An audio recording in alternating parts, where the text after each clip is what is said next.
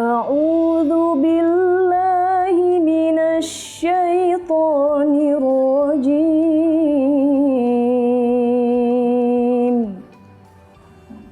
Bismillahirrahmanirrahim. Iqra bismi rabbikal ladzi khalaq. Khalaqal insana min 'alaq. Iqra wa rabbukal akram. Alladzi 'allama bil qalam. 'Allamal insana ma lam ya'lam. Sadaqallahul azim.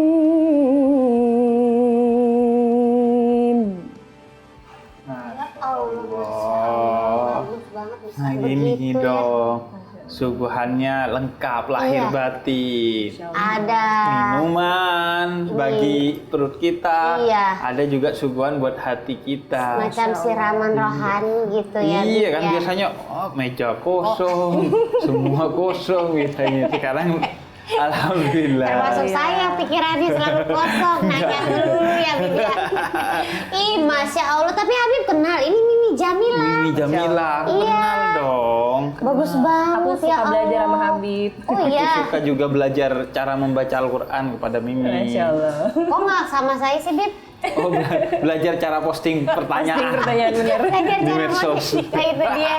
Mimi Masya Allah. Bentar ya Bib ya. Ngobrol sama Oh, Mimi iya. dulu ya. Yaudah, aku pergi dulu ya. Jangan dong Enggak Bib sih. di sini aja. Habib kalau pergi-pergi melipir pulang. Ustaz. Jangan.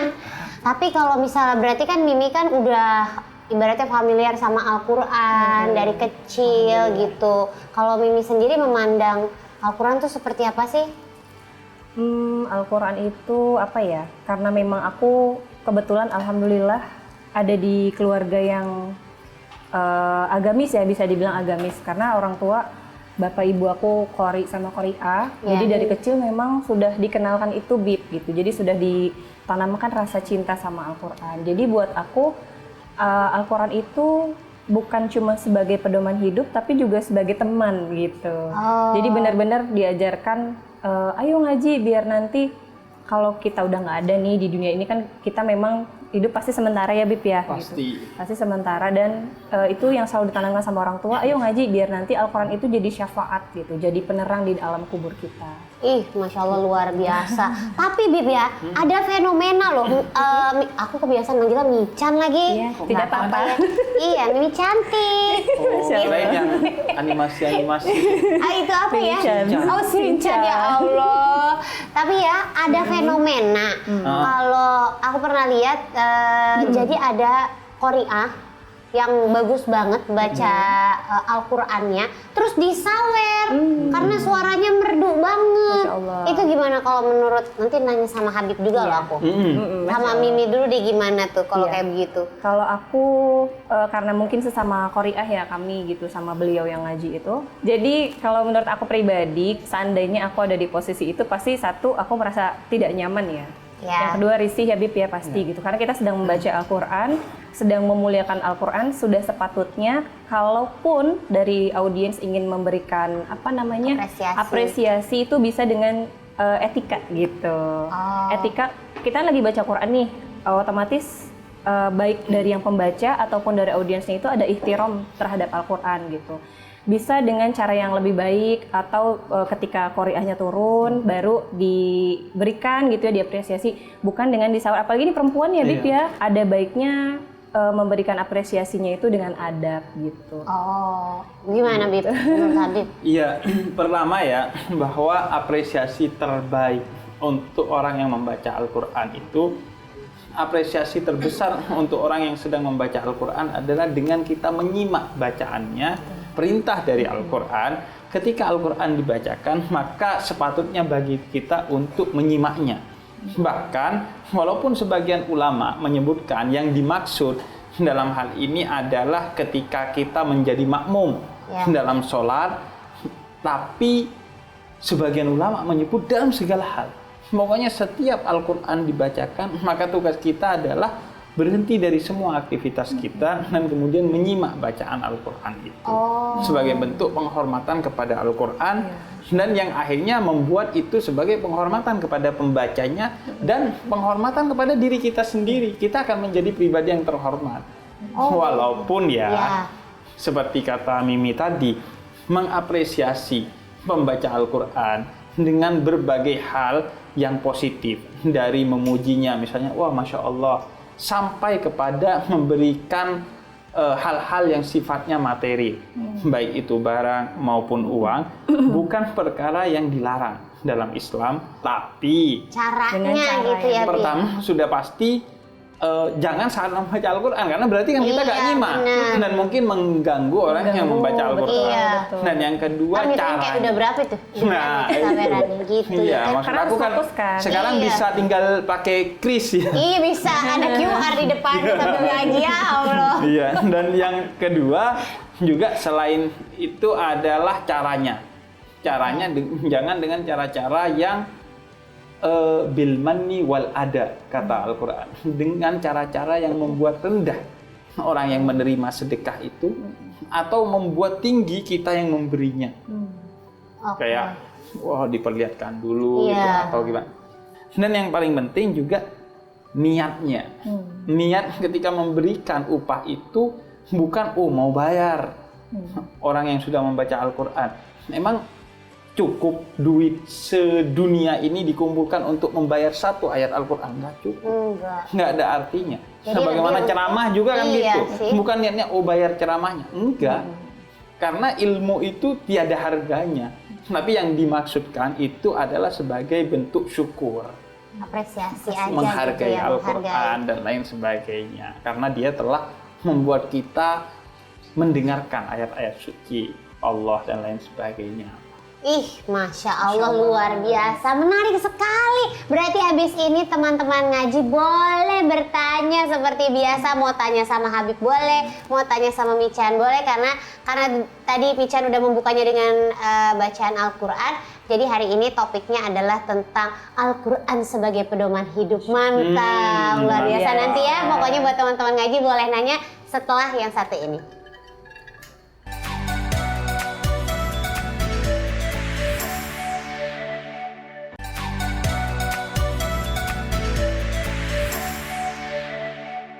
Iya, sekarang nih waktunya teman-teman ngaji boleh nanya sama Habib boleh, sama Mimi juga boleh, karena kita lagi ngebahas tentang Al-Quran sebagai pedoman hidup. Nah, berarti sekarang waktunya menjawab pertanyaan dari teman-teman ngaji ya, Bib ya. Ini ada pertanyaan dari Firman Soleh 273. Kalau udah soleh kok masih nanya dia? Iya juga ya. Kan Man, soleh. Iya, sorry banget nih Man, nggak jadi nanya ya Man. Enggak apa-apa. Boleh jadi. Iya, mungkin dia nanya buat yang lain buat juga. yang lain bisa, atau biar makin soleh lagi gitu. Apa hukum orang yang menghafal Al-Quran dan memahami isinya tapi tidak mengamalkannya? Oke. Al-Quran itu karya dari Allah yang disampaikan oleh manusia termulia bernama Nabi Muhammad. Ya.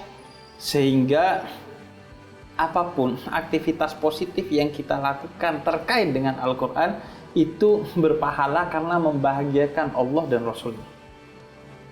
Ikrimah bin Abu Jahal itu selalu mencium mushaf Al-Quran. Sehingga kata para ulama, mencium mushaf Al-Quran adalah sunnah dan berpahala. Nyium doang.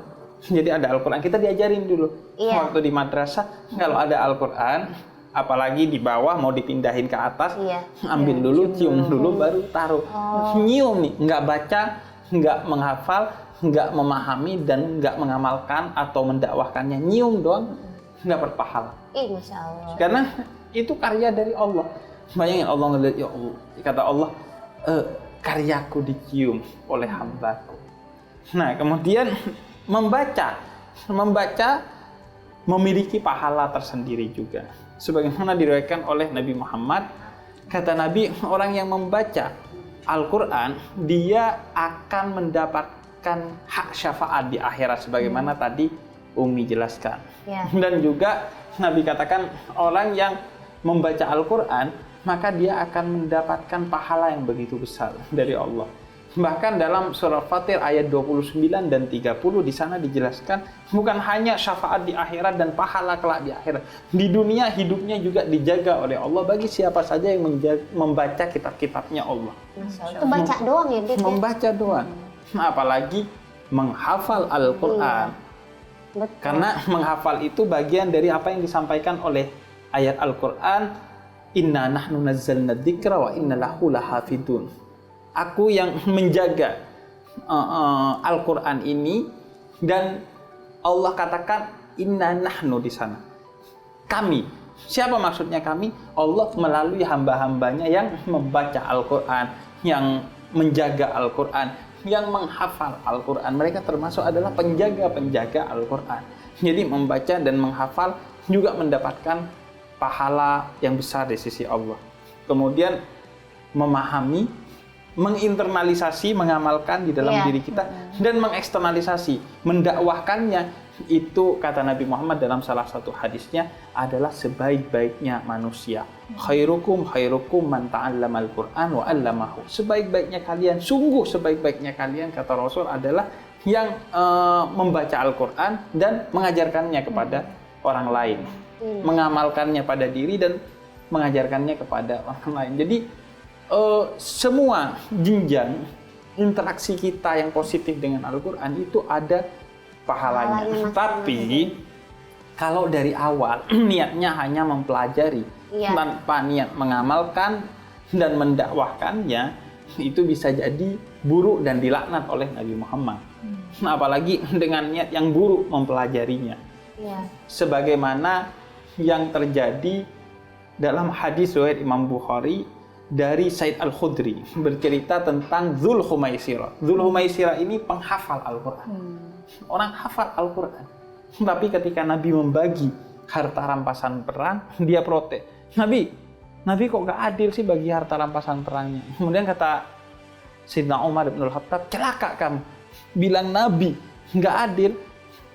Kemudian Sayyidina Umar bilang ke Nabi, biar saya habisi orang ini. Kata Nabi, enggak. Biarkan saja. Nanti akan ada sampai di akhir zaman itu orang-orang yang seperti dia. Dia itu membaca Al-Quran dengan indah, kemudian menghafalnya dengan baik, tapi Al-Quran hanya sampai batang tenggorokannya saja. Nah, kita gak ingin cuma menjadi pembaca, penghafal dan pemaham Al-Quran, tapi Al-Quran dimasukkan ke hati kita untuk kemudian diamalkan oleh segenap tubuh kita dan diajarkan kepada orang lain.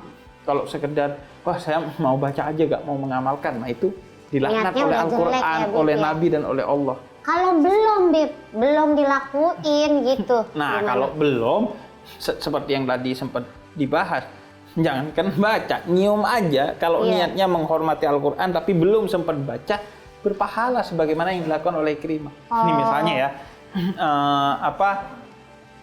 kita cium Al-Quran tapi gak baca karena buru-buru ngurusi anak.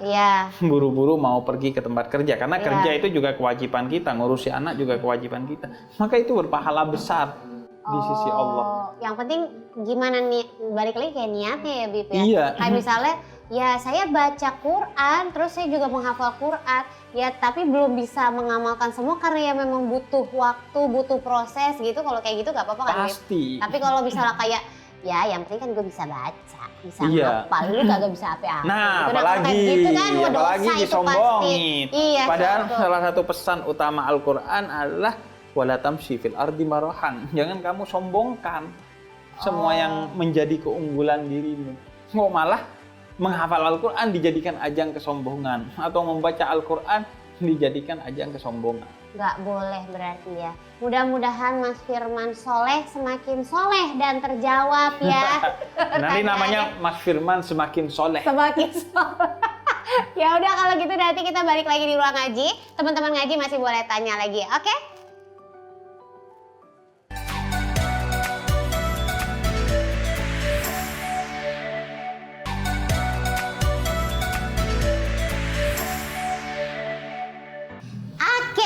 teman-teman teman-teman ngaji, sekarang masih sesinya buat tanya-tanya. Masih banyak pertanyaan yang bisa dijawab sama Habib Jafar ya. Mungkin juga nanti sama Mimi ya. Dan alangkah baiknya mungkin kalau Mimi membantu. Baik, Ya, siap silakan. Ibu. Ini namanya timur. Tim. Timur kerja sama. Iya, ta'awanu 'alal birri wat taqwa, saling Iya. tolong menolong dalam Saling kebaikan. tolong menolong dan dalam ketakwaan. kebaikan. Iya, Bener, gotong betul. royong ya Kak ya. Tapi juga kalau bisa juga saling berbagi kebaikan yang diterimanya, alias honornya dibagi dua. Oh gitu. Senin deh, Bi. Enggak. Masya Allah. Oke, baik. Izin ya Kak ya, Habib, izin ya. Ya. Ini pertanyaan dari Farhan DMTT. Pertanyaannya adalah, apa dampaknya jika pedoman hidup kita itu dicampur-campur antara Al-Quran dan kepercayaan adat tertentu, Bib? Iya, sebenarnya pedoman hidup kita yang pertama dan utama adalah Al-Quran dan Sunnah. Bolehkah mengambil pedoman hidup yang lain dan kemudian dicampurkannya selama pedoman hidup lain itu tidak bertentangan dengan Al-Quran dan Sunnah atau senafas dengan Al-Quran dan Sunnah, maka boleh. Sebagaimana dirancang dalam falsafah hukum Islam atau usul fiqh dalam satu kaidah al-adah muhakkamah. Adat, budaya itu bisa menjadi hukum Islam kalau tidak bertentangan dengan Quran dan Sunnah. Contoh, media sosial. Iya. Boleh nggak? Kan zaman Boleh. dulu nggak ada, Bib. Nggak ada, tapi media sosial intinya kan silaturahmi. Iya. Selama Kecuali- dimanfaatkan dengan hak yang lain. Nah, kecuali digunakan untuk media antisosial. Nah, Iya kan? Sekarang kan itu. betul. Ini Kayak mendekatkan yang jauh, tapi menjauhkan yang Menjauhkan yang dekat. dekat. Iya, betul. Lagi nongkrong bareng, malah dia main HP. Main HP. Lagi ngaji, dia Main malah main HP. HP. Padahal seharusnya lagi nongkrong silaturahmi dengan yang di depan kita. Iya. Lagi ngaji, dengerin apa yang ada di depan kita. Enggak, di YouTube lagi ngaji juga. Ya, hormati orang yang di depanmu yang sedang ngajari kamu. Jangan malah nonton YouTube walaupun itu ngaji juga. Iya, benar. Atau gini, Bib, saya dengerin Habib pas di kamar mandi. Kan biasanya orang kamar mandi pakai HP. dengerin. Iya. Mohon maaf, ada adabnya. Jangan dengerin saya di kamar mandi. Enak banget, Bib, kalau di Habib di kamar mandi tuh ya udah lagi sendirian. Hening gitu Kayak ya. hening, tuh kayak hati teduh, Bib, gitu. Iya, kalau konten-konten yang motivasi mungkin ya, tapi Iya. kalau konten yang ngaji Iya, jangan. ngaji, bener. Jadi apa yang penting pada akhirnya apa hal baru itu selama Ya. tidak bertentangan dengan Quran dan Sunnah, Nggak maka itu apa-apa ya, bisa Bib, jadi bukan hanya nggak apa-apa tapi lumbung pahala baru bagi kita. Oh, karena kan zaman juga berkembang dan Islam itu kan juga kayak hitungannya fleksibel kan ya, Bib, Iya. diikuti perkembangan zaman Sama kayak gitu. gini nih ya, Maulid Nabi. Iya. Isinya apa? Baca sejarah Nabi Muhammad. Iya. Isinya yang lain bersolawat kepada Nabi Muhammad. Iya. Isinya yang lain mendoakan diri kita dan keluarga kita serta umat Islam dan orang-orang mukmin. Baca solawat hukumnya baik dalam Iya. Islam. Membaca sejarah Nabi hukumnya berpahala dalam Islam. Mendoakan kita, keluarga dan orang Islam serta orang mukmin baik dalam Islam. Dikumpulin jadi satu, jadi kebaikan yang luar biasa. Iya, Sama kayak benar. jagung, halal apa haram? Halal. Halal. Kacang, halal apa Halal. haram? Halal. Kalau digabungin namanya gado-gado, halal apa haram? Halal. Halal enak bahkan, Bib, Iya. namanya tuh. Iya, mantap. Nah, itu Maulid Nabi itu kreativitas yang baru, Iya. tapi berbasis kepada nilai-nilai yang Iya. sesuai dengan Al-Quran dan Sunnah. Digabungin jadi satu, malah jadi kebaikan yang Masya besar. Allah, itu kan turun-temurun dari budaya ya, bahwa dirayakan Maulid Nabi Iya. dengan cara bagaimana gitu. Iya. Tapi akhirnya ujung-ujungnya baik, membawa kebaikan. Ih, Iya, Masya bukan Allah. kalau dikumpulin jadi nggak baik gitu. Iya. Enggak. Sama kayak teori gado-gado tadi. Jadi enak. Jadi Iya. enak. Makin enak malah kan. Makin Jagung dikumpulin sama cabe, sama kacang, Sayur-sayur. sama Sama sayur, pare. sama pare. Kita Sama ngomongin gado-gado lontong, aja yuk. sama- Iya. Jadi lapar. Ngomong-ngomong lapar, ini waktunya sekarang kita sahur. Sebelum kita pamitan, aku mau kasih tahu dulu buat teman-teman ngaji yang sudah beruntung bisa mendapatkan Rp500.000 Selamat buat Firman Soleh 273 dan juga Farhan DMTT, masing-masing Rp500.000. Semoga berkah dan dimanfaatkan untuk hal yang baik ya. Kalau gitu terima kasih Habib Jafar. Makasih Bagita. Terima kasih Mimi Jamila. Sama-sama, Kang Kita Gina. pamit undur diri teman-teman ngaji dan kita dengarkan sekali lagi ya Mimi membacakan lantunan ayat suci Al-Quran. Masya Allah, sampai ketemu lagi. Assalamualaikum warahmatullahi wabarakatuh. Waalaikumsalam. Silakan Mimi. A'udzu billahi minasy syaithanir rajim. Bismillahirrahmanirrahim. Ya ayyuhalladzina amanu kutiba alaikumus siyam.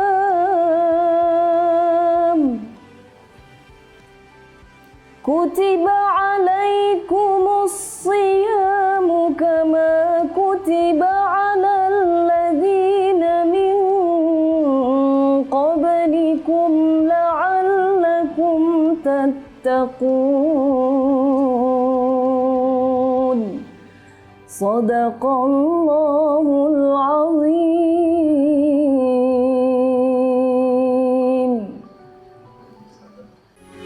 Metro TV